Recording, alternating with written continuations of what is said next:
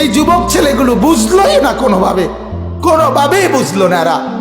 এরা বুঝলোই না অভাব যে আসতেছে, দুর্ভিক্ষ যে আসতেছে, এর চাইতে বড় মহামারী যে আসতেছে, এরারে বুঝানো গেল না।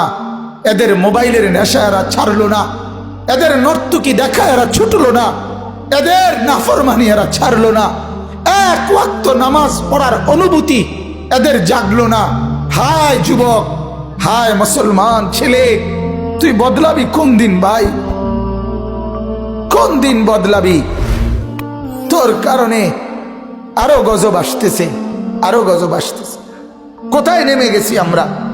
সেদিন পত্রিকা আসছে, ক্লাস 7-এর ছেলে, 7ম শ্রেণীর ছেলে কর্তৃক এক মেয়ে ধর্ষিতা,